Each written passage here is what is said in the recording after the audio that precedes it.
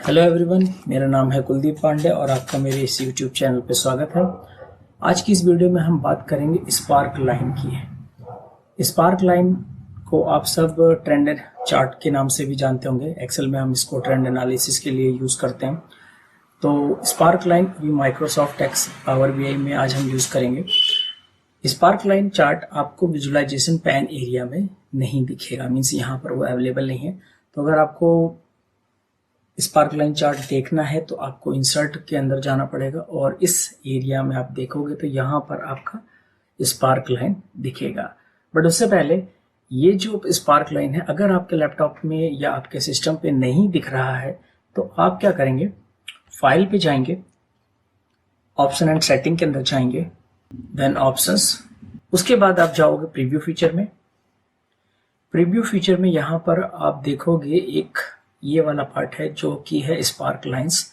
अगर ये अनचेक है तो प्लीज इसको चेक इन कर दीजिएगा एंड देन ओके कर दीजिएगा।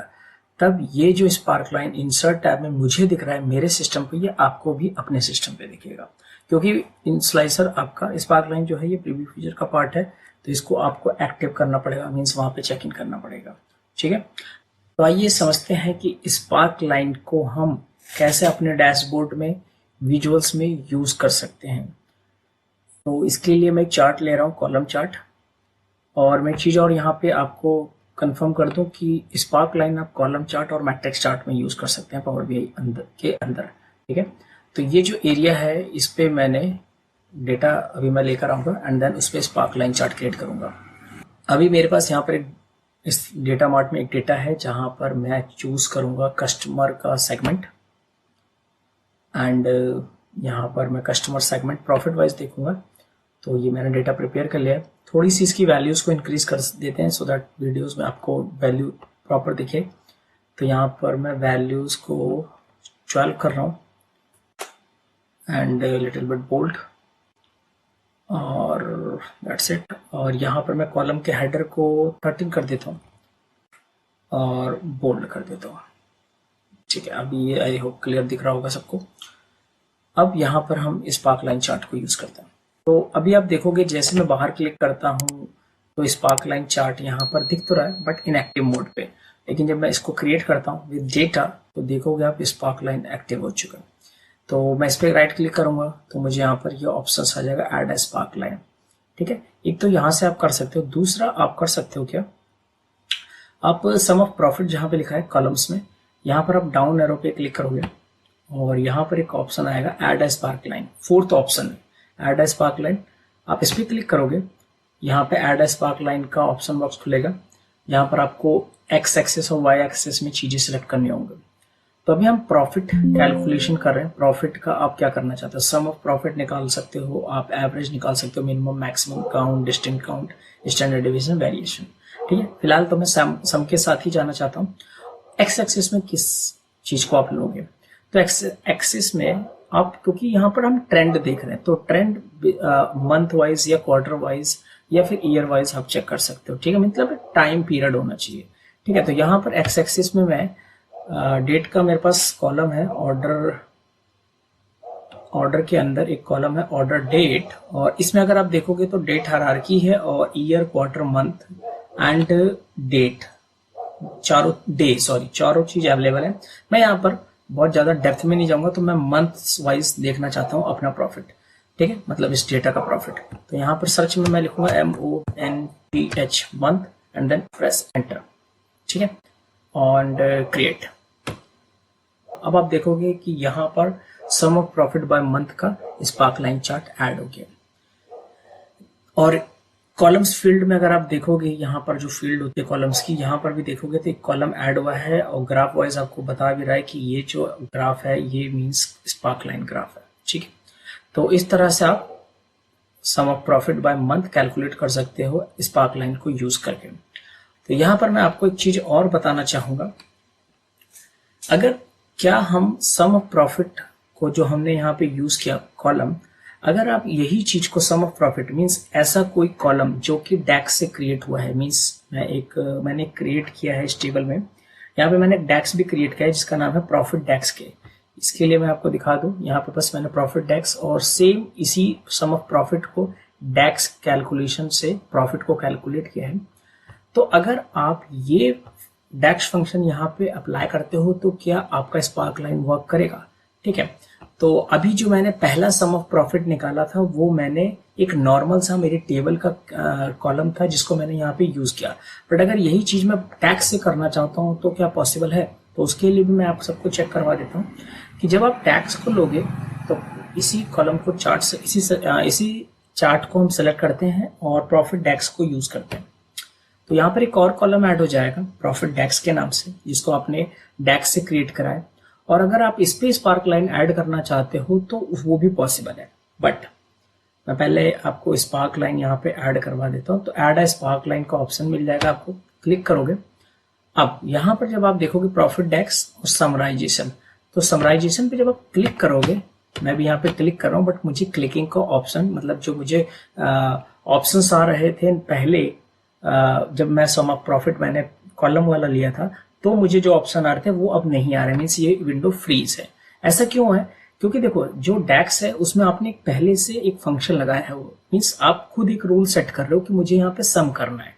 ठीक है, और लेकिन जो कॉलम का सम ऑफ प्रॉफिट वहां पे कोई रूल नहीं है। आप वहां पे सम भी कैलकुलेट कर सकते हो, आप एवरेज भी कैलकुलेट कर सकते हो, वो आपके ऊपर है। क्योंकि ये जो कॉलम है इसमें जो फॉर्मूलाज अप्लाई होते हैं वो जिस ऑप्शन के अंदर आते हैं उस ऑप्शन को कहते हैं हम इम्प्लिसिट ऑप्शंस। ठीक है, इम्प्लिसिट ऑप्शंस में क्या होता है कि वो सिस्टम डिजाइन फॉर्मूलाज होते हैं। आप कोई भी न्यूमेरिकल कॉलम को कैलकुलेट कर सकते हो डिफरेंट तरीके से। ठीक है, ये एक तरह का फीचर होता है। ठीक है, तो वो इम्प्लिसिट फंक्शन के अंदर आते हैं जहां पर आप चेंज कर सकते हो अकॉर्डिंग टू योर नीड। लेकिन जब आप कोई फॉर्मूला खुद से कैलकुलेट कर रहे हो, मीन्स आप उसमें मैनुअली टाइप कर रहे हो कि मुझे इस कॉलम की सम ही निकालनी है, तो उस केस में आप उसको चेंज बाद में नहीं कर सकते।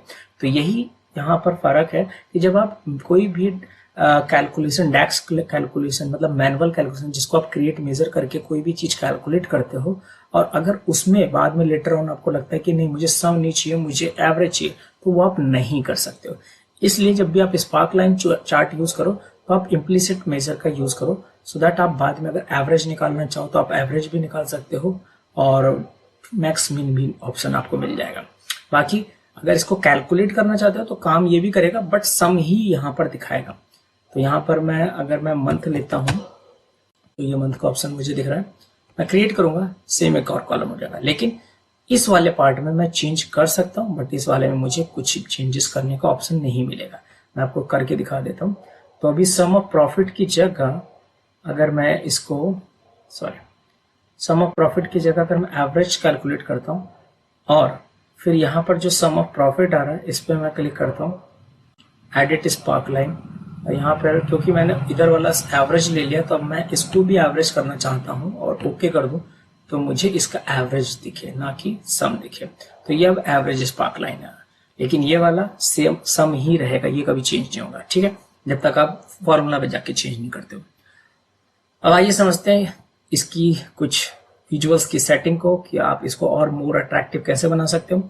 तो उसके लिए आपको जाना होगा फॉर्मेट योर विजुअल में, और जब आप स्पार्क लाइन चार्ट ऐड कर दोगे तब यहाँ पर एक स्पार्क लाइन का ऑप्शन दिखेगा आपको कॉलम चार्ट की सेटिंग के अंदर। वहां पर आप स्पार्क लाइन के बटन को एक्सपेंड कर दीजिए सो दैट आपको उसके इंटरनल ऑप्शंस मिल जाएंगे। यहाँ पर आपके पास क्योंकि आपने अभी 2 स्पार्क लाइन चार्ट क्रिएट किए हैं तो आपको 2 ऑप्शंस मिल जाएगा, average of profit by month जो कि ये वाला है और प्रॉफिट डैक्स बाय मंथ जो कि ये वाला है। तो जो आप सेलेक्ट करोगे एक बार में वो एक ही चीज होगी। जैसे यहाँ पर मैं average of profit by month पे क्लिक करता हूँ, ठीक है, और मैं चाहता हूँ लाइन चार्ट से मैं कॉलम चार्ट में कन्वर्ट कर दूं, तो मेरे पास ऑप्शन है कलर चेंज करना है, मेरे पास वो भी ऑप्शन है ऑरेंज। ठीक है, ये हो गया। अब ये तो हमने कर दिया किसके लिए, एवरेज प्रॉफिट बाय मंथ। अब मुझे दूसरी सेटिंग करनी है जो कि है मेरा प्रॉफिट डैक्स बाय मंथ। उसको मैं क्लिक करता हूँ और मैं लाइन चार्ट में रहने दूंगा, कलर मैं उसका चेंज कर देता हूँ पिंक में, ठीक है, या फिर एक ब्लू कलर ले लेते हैं, ब्लू में रहने देते हैं, मीन्स ये ब्लू में रहने देते हैं। और लाइन चार्ट है, लाइन की विड्थ अगर आपको 1 से ज्यादा करनी है, लाइक 4 करनी है तो मैंने 4 कर दिया, थोड़ा सा डार्क रहेगा, कम ज्यादा आप कर सकते हैं अपनी रिक्वायरमेंट के अकॉर्डिंग। उसके बाद मार्कर में आप एवरी पॉइंट, हाईएस्ट पॉइंट, जैसे हम हाईएस्ट पॉइंट को मार्क करना चाहते हैं तो मैंने हाईएस्ट पॉइंट पे क्लिक कर दिया, तो जो हाईएस्ट पॉइंट है मार्क हो जाएगा। उसका कलर चेंज करना चाहते हैं तो आप चेंज कर सकते हो, मैंने येलो कर देता हूँ क्योंकि ब्लू पे थोड़ा सा येलो या लाइट कलर ज़्यादा दिखेगा, येलो की जगह रेड आई थिंक ये ज़्यादा अच्छे से दिख रहा है। ठीक है, इवन जो मार्कर है उसका कौन सा टाइप का मार्कर लेना वो भी आप सेट कर सकते हो। जैसे यहाँ टाइप का ऑप्शन है, इस पर आप क्लिक करोगे, आपको ये मार्कर लेना है, ये लेना है, ट्रायंगल लेना है, तो जो आपको लेना है वो सेलेक्ट कर सकते हो। ठीक है, मैं ये वाला ऑप्शन ले रहा हूँ। ठीक है, और मार्कर का साइज अगर आपको थोड़ा सा बढ़ाना है तो वो भी आप बढ़ा सकते हो। लेकिन अभी 3 है, इसको मैं 9 कर देता हूँ और एंटर मारता हूँ, तो आप थोड़ा सा देखोगे हाईलाइट हो गया। तो स्पार्क लाइन की सेटिंग भी आप यहाँ से कर सकते हो। ठीक है, तो स्पार्क लाइन चार्ट को भी आप अपने डैशबोर्ड में यूज करके अपने डैशबोर्ड को मोर अट्रैक्टिव बना सकते हैं। आई होप ये वीडियो आपको अच्छी लगी होगी। अगर आपको वीडियो अच्छी लगी है तो please like, share and comment और सब्सक्राइब कर लेना for the new updates. Thank you, हम मिलते हैं नेक्स्ट वीडियो में।